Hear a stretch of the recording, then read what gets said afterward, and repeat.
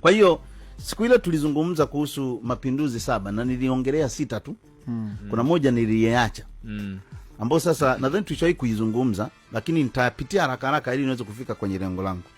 Kwa hiyo tulisema kwamba mfumo wa fedha umebadilika kwenye vipindi vingi, miaka mingi sana.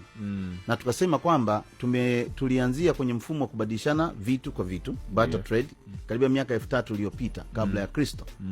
Na baada ya kufika kwenye mfumo huo watu wakaongezeka, lakini kutokea tatizo la double coincidence of needs. Maana yake wewe Peace na mimi Engineer Kabenda Balete tuna bidhaa ambazo zinafanana. Kwa hiyo hatuwezi kubadilishana. Kwa hiyo huo mfumo ukafail, lakini tukaja kwenye fedha za bidhaa, inaitwa commodity money. Karibia miaka 2000 hadi miaka 1000 kabla ya Kristo. Maana yake kulikuwa kuna vitu vinaitwa primitive money. Kwa mfano chumvi, nafaka, ngozi za wanyama zilikuwa zinatumika kama fedha. Kwa mkiwa na ngozi ya wanyama unaweza kupata bidhaa inayoyote. Ukiwa na chumvi unaweza kupata bidhaa inayoyote. Kwa hiyo zikatumika kama currency hivyo vitu. Lakini baadaye civilization au ustaarabu wa kibinadamu ulipoongezeka, huo mfumo nao ukafanyaje? Ukafeli. Mfumo wangapi huo? Wa pili. Tunaenda wa tatu, sarafu za chuma. Hapo ndio tunaita fedha sasa. Mwaka wa 600 kabla ya Kristo.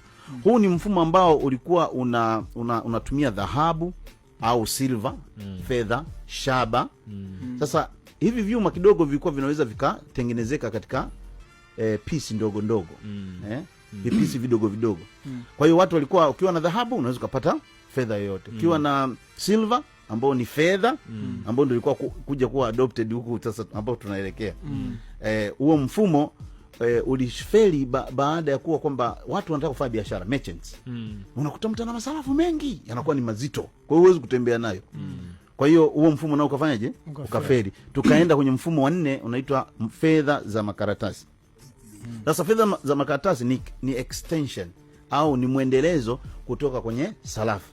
Kwa hiyo sasa wale ambao walikuwa na sarafu nyingi ikabidi wawe wanaandika risiti. Msiri anataka kununua bidhaa kutoka Mombasa. Lakini hawezi kubeba masarafu mengi, ni mazito.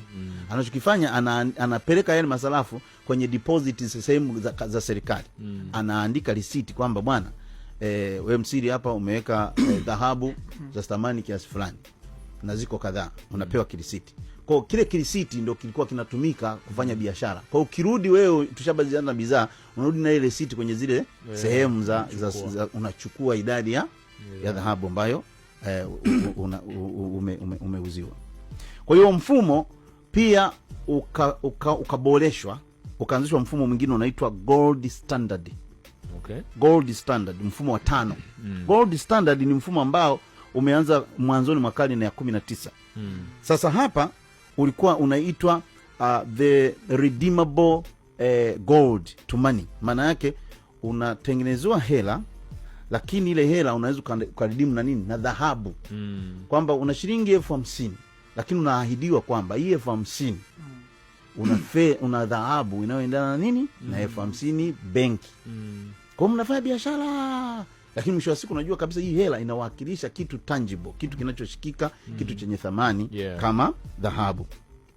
Hasa mfumo uliondolewa mwaka 1971 na rais wa Marekani anaitwa Richard Nixon. Kwa hiyo kumbuka Marekani wamekuwa wana currency yao inaitwa vehicle currency. Vehicle nchi yoyote ukienda ukiwa na dola unafanya biashara. Lakini sio hela za nchi zingine. Unanielewa?